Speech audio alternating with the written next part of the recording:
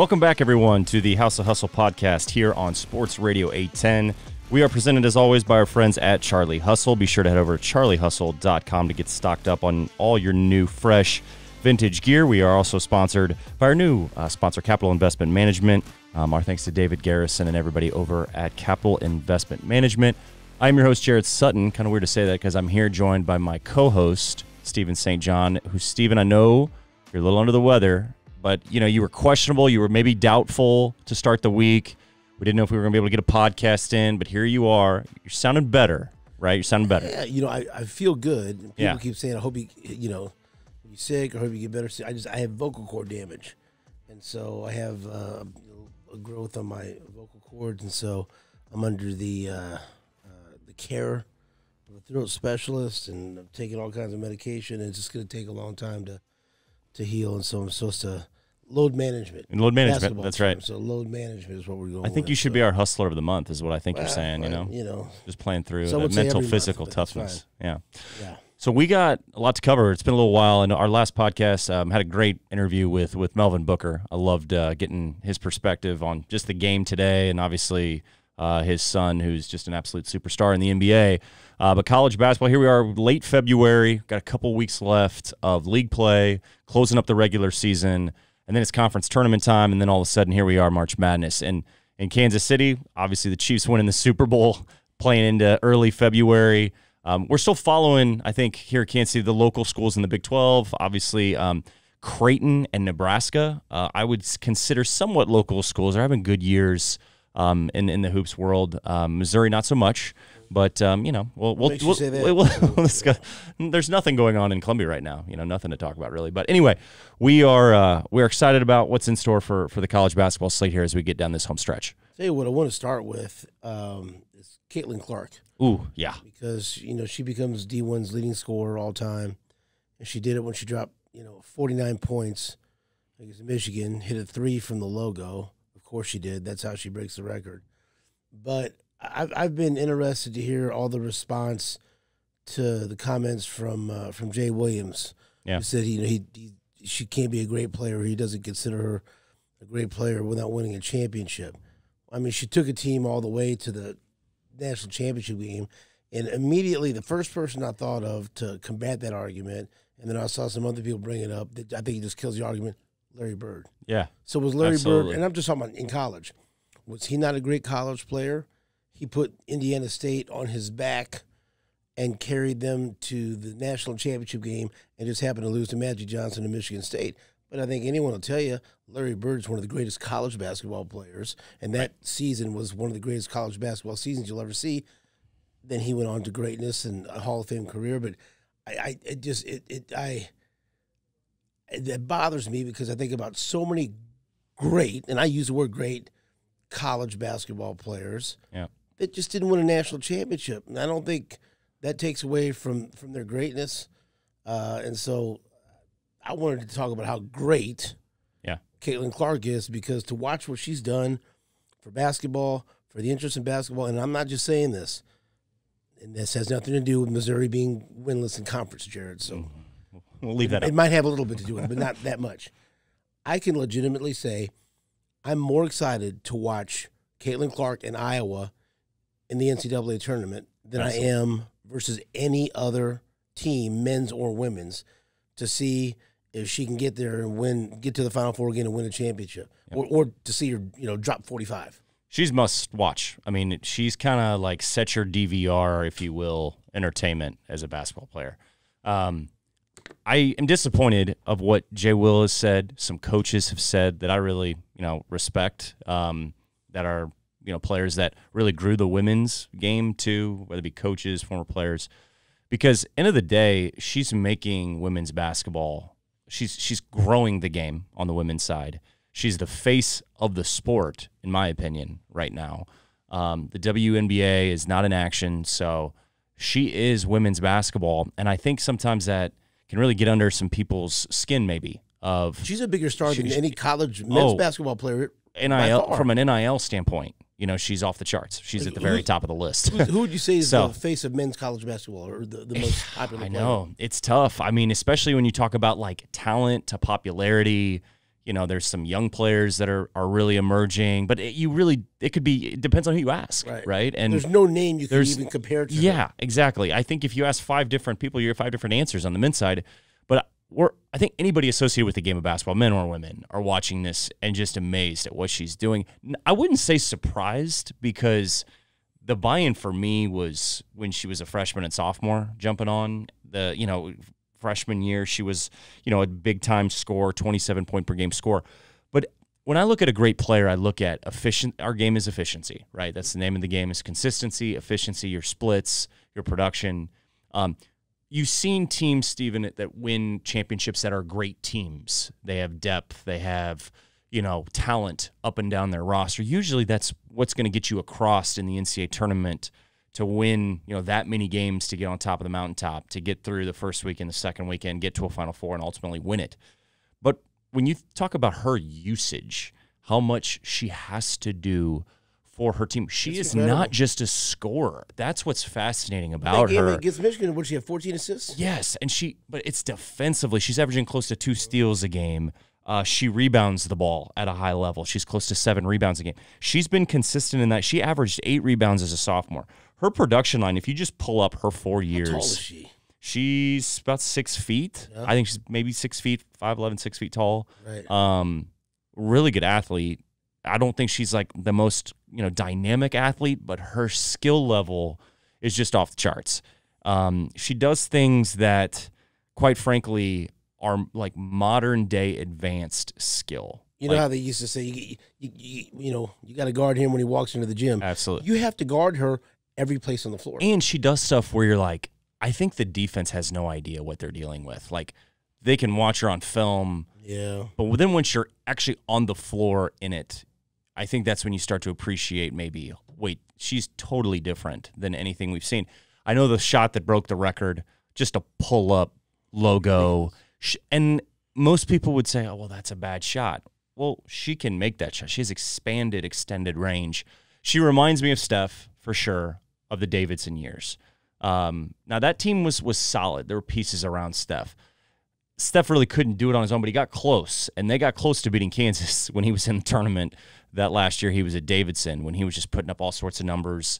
The thing about Steph was a lot of his stuff was mostly like him in actions, like trying to get him the ball in every way to score, to shoot. With Caitlin, like, she's just a playmaker. Like, she just does everything. She can pass, she can score, she can shoot. All sorts of defenses are like blitzing and doubling her. She can split with, like, her ball handling is so advanced. So I appreciate you starting the podcast with this, because she is the talk college basketball, and I'm with you. Like, I'm going to be watching every game in the tournament that she's in. And I remember last year, it was the women's Final Four, their semifinal game. I was at a dinner with a few guys, scouts with some other teams. It was great. And I remember there was a TV behind me, and I'm talking, and this guy keeps looking up, over me mid-conversation. Finally, he stops the conversation. He's like, guys, I'm going to be honest. This girl playing right now is absolutely incredible. Who is this? And I'm like, it's Caitlin Clark. Like, so we just stopped the dinner and just watched her play. That's how good she is.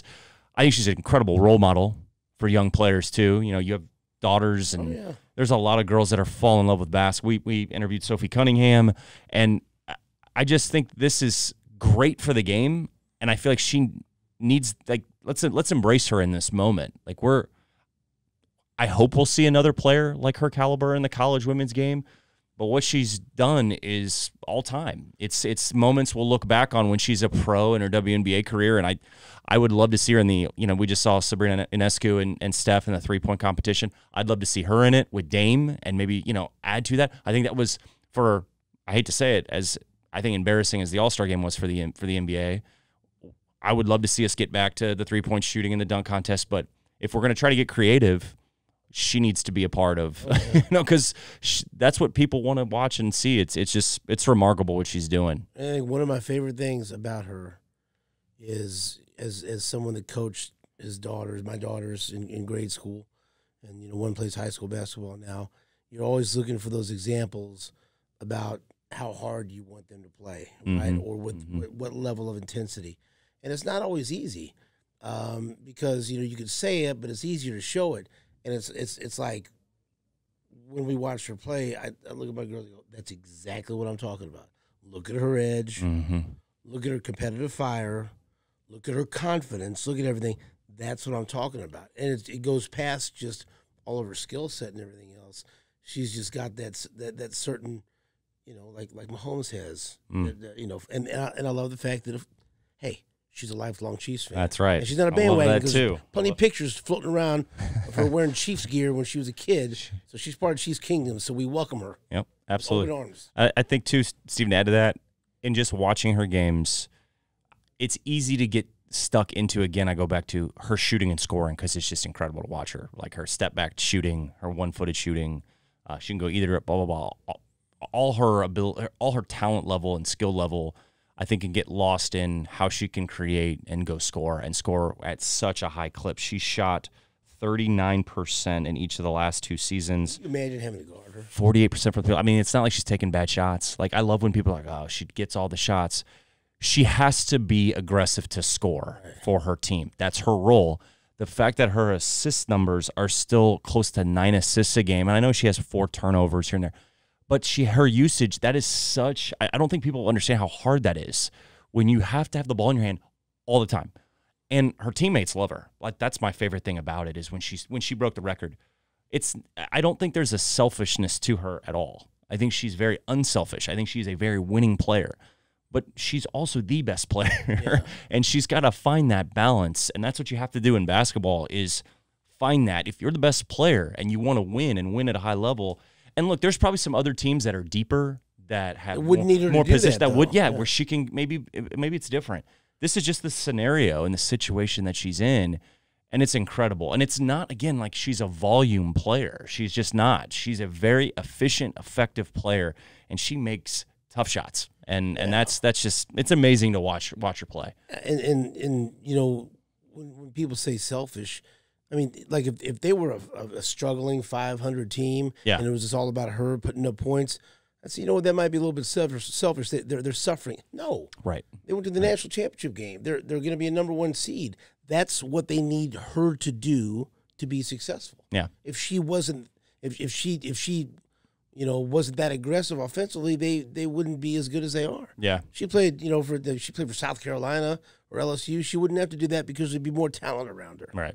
And I think another thing that kind of gets lost too is she has gotten better like each year. I know like she was great last year, don't get me wrong. Like she was incredible. But she's added a little bit more too. Like her different shot making off, both feet, her finishing around the rim, like she's crafty and more creative.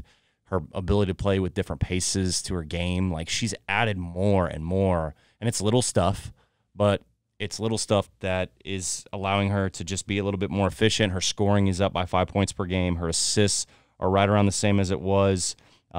Turnovers have gotten a little high, but all in all, I mean, even defensively, her IQ, her feel, her instincts, her anticipation, like all those things are just so high level.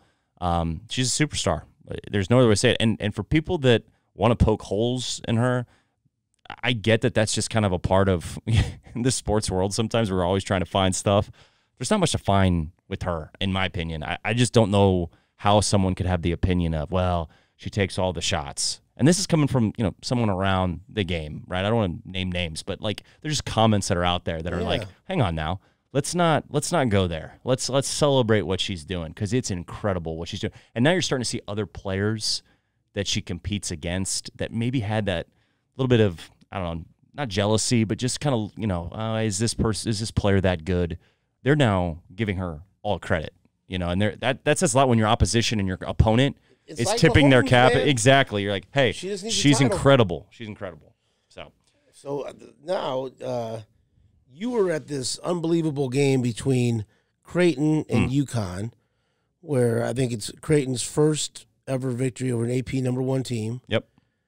And UConn came in #1 in the nation and looking just unbeatable. And Creighton puts it on them and wins by 19.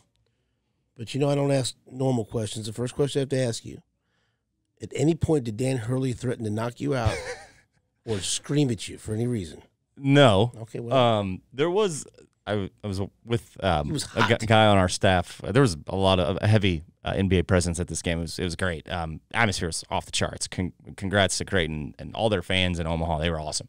But there was so many moments in this game where I kept watching Hurley and think, oh my gosh, he's so close to getting tossed. Like he's right there on the cusp. At one point, he was near half court and ran all the way back to his bench to hide behind one of his assistants. So I saw it. These kids have it. I saw it. I'll tell you that right now. Yeah. Well, Bob Knight's looking down right now thinking, this is my guy right here. So you were thinking he's going to have a hard time getting out of here without getting thrown out of the game or whatever. Yeah, I mean, the game wasn't going his way. And Creighton was outstanding. Like, you can call, I think the officiating was good. This was just Creighton being great. There were times Hurley was just trying to get on officials. I think he was trying to, kind of motivate his team a little bit in that second half and try to show some fire. But there was just not much to go. Creighton just shot, they were close to 60% from the three. Stephen Ashworth, their transfer was awesome. I mean, Baylor Shireman, I don't think scored until like the 8-minute mark of the second half. I think he was a little bit under the weather, and he was coming off a 27-10 game and is one of their best players, 6'8" combo wing. And he didn't really get going in the second. Trey Alexander was in foul trouble in the second half. He got going at the start of the second half. Ryan Kolkbrenner kind of set the tone at the beginning of the game, but it was really all their role players for Creighton that stepped up and were outstanding. Mason Miller hit some threes. All in all, Coach McDermott and his staff, game plan wise, it was excellent. Their actions, their pace, they played in transition. They made shots. It was a big part of the game, but they're kind of a machine offensively. It's such a fun style to play in. It's a 5-out. It's space. They can put Kolkbrenner on the block. But he can play out on the perimeter, so it opens up the floor. Stephen Ashworth was such a great get for them because Trey Alexander can play some point and play make, which he's been so much better as a playmaker. And give Stephen Ashworth a ton of credit, like a transfer from Utah State who was such a really good player. And I think he had 18 points in the first half and just really set the tone. And UConn, I think, has all the ability to repeat. Let me just say that. I think they're a great team. I know a lot's been made of their record on the road against ranked opponents. I think it's 0 for their last 21 against ranked opponents. There's something to that a little bit. But I think in terms of, we just touched on like how they won it last year was based around their depth, their bench. They had guard play. They have a big in Donovan Clingan, who is a 7-footer that can rim protect and finish. They have shooting. Alex Caravan, one of the best shooters in the Big East. Tristan Newton is an older guard that can score. Cam Spencer's a great lead guard. They have so many pieces to do it again. So this is a great win for Creighton, and it should be about Creighton. They were excellent. They needed this win. They're a top 15 team, too. I still think Creighton, when they're good, they could go on a run in March and be a Final Four team. I don't, with their style of play and the players that they have, if their bench gives them even half of what they gave them in the UConn win, I think they'll be right there for a chance in March too. You want to talk about Missouri for a minute? Or Let's do it. Why not? We got to. I know you're dying to. So, I mean, Dennis Gates dropped an F-bomb in his post-game press conference after the loss to number 5 Tennessee. Yep. Stop me if you heard this before, but Mizzou had a lead, and they blew it, and then they fell apart late. Just as they had the game before at Ole Miss when they had a nice lead, and they blew it and fell apart late. That's happened a lot. And so, like, you look at it like, well, maybe they're not that far off because they're being competitive, but also, good God, can you not fall apart in one of these games? And so you could sense this frustration. I liked it because instead of I think some fans have gotten tired of him, pumping up whatever team beats them. Hey, that was a really great team. They're going to be an NCAA. Not everyone's a great team. Yeah, right. And then he complains about the officials a lot. It was good to hear him just say, "Look, we suck at this. We're effing terrible at drawing fouls." Mm-hmm. And that also was, I mean, to me, there's layers there. If you're not wanting to draw fouls, that means you're not being aggressive enough. That means you're being lazy, settling for jump shots. I think it's also questioning your toughness too, and your willingness to create contact. And so by saying that, that's calling out his team on a lot of different levels, right? I agree. I think so. I feel like this is Dennis Gates, for the first time, really letting out some frustration. I had some friends be like, it felt like a little bit Patrick Mahomes letting go of the Kadarius Toney stress of this, kind of similar to, there's a lot of built up anger and frustration of the season, might have vented, towards the media to let some steam out. Do you think it had anything to do with the AD that hired him leaving? I think that could be it, that I know he was caught off guard about, which is not fun when you're a coach, and which, by the way, I think Dennis Gates, I've heard Dennis Gates say this so many times, of when discussing Desiree Reed-Francois, always would say, she gets it. She gets it. She hired him. And she was excellent in terms of being at the cutting edge of NIL, facilities. You go to a Mizzou basketball game, the in-game experience is so much better than what it used to be. She's done so much. So a quick tip of the cap to Desiree and all the work she did. For him, though, it's the unknown. You don't know who your next boss is going to be. Yep. Maybe he likes you. Yeah. Maybe he doesn't. But it's not going to be the same sense of security he had with DRF. And on top of that, this, many times when an AD comes in, they like to hire their own guys. Yeah. I think Dennis Gates should certainly get another year, but I believe, unfortunately for him, the equity they built up with that 25-win season to start off, that's gone now. So at best, it's kind of canceled out, and hopefully for him, he can start with a clean slate. But I don't know how a new AD will feel about if it ends up 0-18. Yeah. That's not a great look. Right. The results speak for themselves, and that's always what you're going to be judged on. Coaches know that. It's just part of it. You're going to be judged off the wins and losses. Now, you do have to kind of dive into those, and I think you look at both seasons under Dennis Gates. So year one is a great success, 25 wins. They were a 12-win team, I believe, the year before that. They had 5 wins in league play. Dennis Gates in year one finishes top 4 in the SEC. They overachieved. Kobe Brown was a totally different player under Dennis Gates in year one. Ended up being a first-round pick.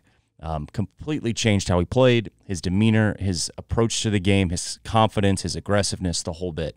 That, to me, was a lot of Dennis Gates, and Dennis Gates was a big part of keeping Kobe. I know Kobe was through and through a Mizzou guy, but he did have some, opportunities to go into the portal and seek out NIL, and I think Coach Gates really did a nice job of really painting the picture and the vision of what Kobe could be in his system. And just philosophically, Coach Gates is very much a modern-day thinker. He values a three-point shot. He does value, having depth, playing a lot of guys. Now, sometimes the rotations can be a question mark, but I think that has a lot to do with this year, the personnel being a lot different than last year. I know they have Sean East and Nick Honor and Noah Carter back, and they were on the tournament team from year one. But Demoy Hodge is one of the best players on that team. He came from, a mid-level school to Mizzou and then flourished in the SEC. Should have been a first-team all-SEC defender, was one of the more lethal shooters in the SEC and in college basketball, and changed how they played because they had a match of Demoy and Kobe that could play off of each other. And then everybody else had a role to play and flourished in that. This year it's been different, and they have been banged up. There's no excuse. The Caleb Grill, John Tanji injuries were real. That's unfortunate because I do think those two guys were older. Caleb Grill was their best rebounding guard. You talk about free throws for Mizzou being a problem. Their rebounding has been a problem for the last 2 years. That needs to be addressed as well. But where we sit, I compare this Mizzou situation to kind of Eli Drinkwitz in football, where what we really rest assured with Eli before this run to the, going beating Ohio State was he was recruiting so well. A lot of that is him and his ability to connect with a recruit. Dennis Gates is the same way. Obviously, the Mizzou NIL situation has been great for the school, both football and basketball. That, to me, is good. They're identifying talent. They're in on guys. They've signed guys. This freshman class coming in next year is a big part of what you hope will change next year. He'll still have to hit the portal. He'll still have to find guys and find talent. He did that with Tamar Bates. I know Tamar hasn't, he's struggled a little bit of late, but Tamar Bates has been pretty good over a chunk of the season coming from Indiana. And I haven't been overly excited about this year's freshman class. Yeah. Because you would like to think that, okay, winless conference season or last place, Did they develop some freshmen? Did some freshmen get better? Do you feel better? And like, no. And that's to me is that sucks. That's a valid concern. That's my concern too. Yeah. I tell people this that ask me, I don't care if Mizzou wins a conference game at this point. Like it doesn't bother me. Good. What, I know. But what I do care about is the freshmen and some of these younger guys developing. I don't care if I gain 5 pounds at this point. I mean, what's a couple more weeks of losing, right? But I mean, so much is made. Well, the record, and it's not been a great year. Yeah, it hasn't been a great year, and I think some of the things they thought they could maybe squeak by with this year just didn't pan out. Sean East, Nick Honor, and Sean's been great, but you're talking about these guys taking a leap of being in a role last year to being more of a focal top 3 option. It hasn't been that great, and they've had great games. Like Sean's had games here and there where he's been great. It's good to see Noah Carter play well, but the reality is like they cannot put consistent stretches together over 40 minutes to the point of they have leads there in games. Like they have been competitive. A month ago, I was thinking, well, they're in these games. Like some of these losses, they had an overtime loss. They had a loss late final minute where they're in the game. They're in the game against Tennessee. They're in the game against Kentucky. They're in the game against Kansas. That's mental. And it's just sort of like the wheels just kind of fall off because they don't have a guy like Demoy or Kobe. It's very much centered around, unfortunately, just personnel. And the young guys, like Anthony Robinson was playing a lot at the beginning of the year. I had a lot of high hopes for Anthony Robinson. His minutes are scattered. Trent Pierce isn't even playing, and Trent Pierce was a guy I loved coming into this year. He's 6'8", long, combo wing shooter. Like, that fits, and he hadn't really played a lot. Jordan Butler starting. His minutes fluctuate. I don't know what's going to happen with those freshmen. Aiden Shaw's in the same conversation, even though he's a sophomore. You know, what's his trajectory now? Those are all valid. I do think the whole conversation around Kobe and Demoy, because I think Demoy got so much better and became the player he did under Dennis Gates too. Trey Gomillion was a big piece of the culture that was, the leadership piece last year. And they're just missing those voices. They're missing those guys mentality wise of just, how the makeup of that team was. It was just different year 1 to year 2. There's more pressure now on year 3 without a doubt. And it does come down to what is this offseason going to look like and how you going to change, not only change roster, who you're going to keep around. You got to keep that freshman class intact. And then that freshman class is going to come in. A lot of those guys are going to have to play. Like Marcus Allen is going to have to play right away. He's that good of a defender. A lot of their premier, like Barrett, I think he could be a starting point guard type of role. It's unfortunate the year has gone the way it has gone. Boateng will have to be one of their best players next year. There's no doubt about it. He's a freshman, but he's got all the ability in the world, and they're going to have to center around that and build around that. And that all comes back to the coaching piece of this, of when you're putting your roster together and you're recruiting and you're looking at guys. I tell you this all the time about Mike Anderson. Like, he would go out and recruit guys, and there were certain guys everyone wanted him to go after, and it was always like, he's not going to go after those guys because they don't fit how he plays. They don't fit his system at all. He's going to identify players that fit how he wants to play. Dennis Gates has to think that way a little bit right now too, and it's going to be a big offseason. There's no doubt about it. All right, let's check out the Big 12 here a little bit. Houston got a big win over Iowa State on Big Monday. Yep. Although Iowa State was more competitive than a lot of teams have been down at Houston. Kansas won at Oklahoma, and so that was big because they've struggled on the road. K-State dropped a couple of tough ones to TCU and Texas, and boy, they're really now they're on the outside looking in for an NCAA tournament berth. And this weekend you got Houston at Baylor. It kind of feels like if Houston can win that one on the road, they can go a long way towards wrapping up at least a share of the Big 12.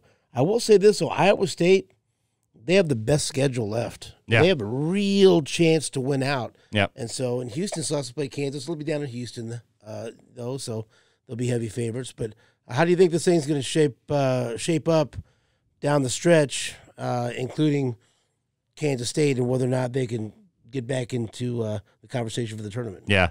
I'll start with Houston, just at the top of the Big 12. Had a chance to be down at the Fertitta Center on last Saturday when they beat Texas. So took care of business against Texas, and really wasn't much of a game. I mean, their defense is off the chart. Like, they're super physical. They're aggressive. Talk about home court advantage. Home court advantage for sure. That place gets loud, too. It's a great venue. I mean, you talk about a school, too, that is new to the Big 12, and they look exactly like I thought they would in terms of being a Big 12 school, coached by Coach Sampson. Their team reflects Coach Sampson without a doubt. The toughness piece, the no excuse, do the dirty work, like the detail around how they operate and how they play. And then they're led by Jamal Shead, who I think needs to start getting more conversation. I think he is now because he's played so well here over the last 2 weeks, 3 weeks. He's the heart and soul of that team. And you listen to Kelvin Sampson talk about it. Oh, man, that was awesome. And, and I'm not surprised. I mean, again, to the point of your teams want to reflect your coach, but then you have to have a leader. And when your leader is a point guard, that is Coach Sampson's guy. And he is. It's like you said with Mike Anderson, finding guys that play the way you want them to play. Absolutely. You got to play a certain way for Kelvin Sampson. And it's a lot of guys, too. I mean, they got LJ Cryer in the transfer, who's a great shooter. So he had to, but LJ Cryer, comes from Baylor. Like, he's a journeyman. He's a guy that knows his role, does his job. He's an off-ball player, has great feel of how to do things without the ball and play off of Jamal Shead. Not an easy thing to do. They got Joseph Tugler, who's a freshman who comes off the bench and is like an active freshman, long, explosive. Their defense is set by Emmanuel Sharp, Juwan Roberts, Damian Dunn. And the thing with this Houston team, they lost Terrence Arsenault, who was going to be one of their best players. He's a guy that coming out of high school was like a high-level recruit. He was on a lot of draft boards, even last year, and he really didn't play a lot. And he got hurt, blew out his knee, and he's done for the season. And they really haven't missed a beat. Their bench gives them good production. The only holdup I have with Houston is there's going to come a game in the tournament where if they don't get enough offense, because Jamal Shead is kind of having to be more scorer, and he's definitely a facilitator, pass-first type of point guard, and he's been really good as a scorer of late because they just need more offensive punch. It can't just be LJ Cryer. I saw Houston get beat by Kansas and got beat really good. Kansas was excellent in that game at Allen Fieldhouse. Houston, just got slapped in the mouth. Their defense wasn't that great, and then they couldn't score, and it was LJ Cryer at the end of the game going off, and he finished with 25, 27 points. The game was already over. So that's my only concern is the offensive piece. If they can, they're capable of winning a game 53-47. Iowa State, they're capable of winning a game like that in the tournament because their defense travels. Their defense is that good.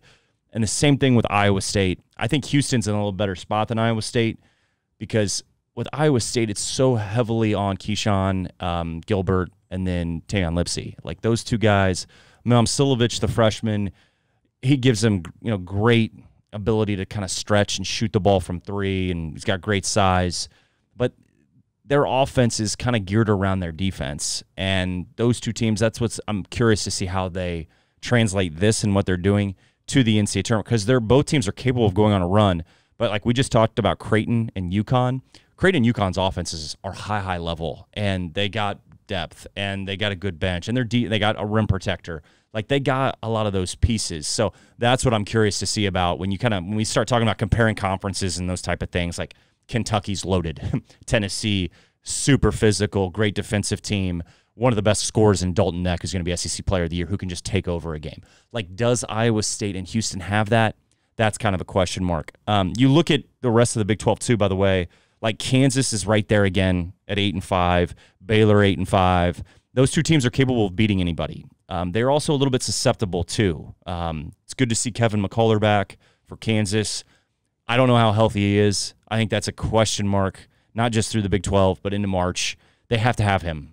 They're just not deep enough. Like Kevin has to be on the floor. He had 10-8 in his first game back against Oklahoma. That's a good 10-8. The emergence of Johnny Furphy speaks for itself. He is why I give Kansas a little bit more leeway where they might be able to go on a little bit of a run because Furphy has really taken a step forward too. What has happened to K-State? Everything's getting bunched up now, but they're a game out of last place I know. It's gotten away from them. Yeah. I look at it this way. I still go back to the fact that, and Kansas could say this too, them losing Naquan Tomlin, that's a huge loss. Like their team K-State fans get hot. You can get emails. I know. So mad about that. I get it. Like it hasn't been an excuse though. Give them credit. Like they have not allowed that to be any sort of crutch. They've played through that. They need Tyler Perry and Arthur Kaluma to be consistent and efficient the rest of the way. Like those two guys, and I hate to circle those two guys, but I mean, Cam Carter would be in the same conversation too. Those three guys have to play at a high level consistently every single game, both ends of the floor. And, I think with those three guys, if they're in games, they've lost some tough ones. I know that, went and lost to Texas, and you're thinking, man, did they have chances there? It was an ugly game, but their efficiency and just being consistent, it can sway, and that's kind of why they are where they are. They've won some, obviously it speaks for itself, like they've won a lot of overtime games. They've been in crunch time games, close games that they've pulled out, and it's why they were kind of in the picture there for a while. But it's starting to catch up with them a little bit now, is the way I feel. And I think it comes back to no Nae'Qwan Tomlin. Like I think that's Kansas could say the same thing because Arterio Morris was going to be a huge part of their team. He wasn't going to be a factor like Nae'Qwan Tomlin was, but he was going to be a starter. And you lose him, and things change there with how their roster looked and how their bench looks and who's going to start. And I know they've made the change now where Johnny Furphy's starting, Marco Jackson's coming off the bench, but it's tough when you go into a season, into October practices, into November, and you think this is what my team's going to look like. And for Kansas State, thinking Nae'Qwan Tomlin's going to come back and we're going to roll, and we're adding a 6'10", versatile, skilled, shooting, rim protecting, above the rim finisher that could really, really make an impact in some of these games, like a game against Houston, like a game against Kansas, where you have more of a size advantage. But the one thing I give Kansas State a ton of credit is they do not quit either. Like we talked about that with Mizzou and Dennis Gates. I think the same thing can be said about Jerome Tang. Like their team doesn't quit, and they're going to compete. They're going to play hard. They're going to have stretches where it looks ugly. And can they just get to a place where they're playing efficiently and putting some games together? Then they might have a chance. My final word, if you have any other topics. Rick Pitino thinks his team sucks. Your thoughts? What did you think of his comments? He didn't hold back. No. I'm not. Are you surprised? I'm not surprised at all. He let him know. Yeah. How would you feel, though, like if you were a player and you heard your coach say that? That's what I wanted to ask you. Like, would it bother you, or would you just like, oh, that's Pitino? But, still, you're in the business of having to go out and try to convince players to come to St. John's. Recruiting is different. I don't know. That some people don't care. That's going to turn some kids off. It's going to have to. Well, and it comes back to a coach saying that. To me, if I'm in a locker room with the players, to me it thinks, end of the day, it's about the players. A good coach would say that. It's about your players. Your players are on the floor. It's like the Jimmys and Joes, not X's and O's, but X's and O's matter. Coach matters. But when a coach says that, it comes across as, it is your team. You are the head coach, but your players are going to play for you, right? Your players are the ones that are buying into you. They're buying into your message. They're buying into how you teach, how you communicate, trust. And I think sometimes you can lose, especially young players, right? Especially guys in college, that there's so many avenues now for them. And you're in year one. And, like you're trying to build too. So, yeah. Interest. I get coaches get emotional, and it's after a game, and they're fiery, and they're competing. They're competitors themselves. So I'm assuming he probably wants to walk back a few of those comments, and I'm sure he probably had a conversation with his team behind closed doors, because that's not great. Right. Imagine a player saying stuff, to the media, and a coach hearing that. It's a little bit of a two-way street when you talk about players and coaches and just kind of how they conduct themselves and how they talk about themselves. Because I've read comments too of some of the St. John's players, like some of their post-game quotes, and it was kind of a reflection of the differences of what a coach says and what a player says. And players are defending their teammates and standing up for their teammates and being positive, and you can lose not just your team, but your program doing something like that. So, well, it's good to talk basketball again, man. It's My good. voice held up. It's good. Yeah, you sound great. But you're a pro. You're a pro's pro. Thank you to our sponsors again for making it possible. Absolutely. Charlie Hustle. Get over to Charlie Hustle. Make sure you get some swag before the NCAA tournament. And then everybody with David Garrison and CIM. Thank you so much for everything you do. Better get that gear before the Big 12 tournament, because that thing's gonna be wild, and it's going to be wide open. That's going to be awesome. All right, until next time, you know what? Kansas City is for hustlers.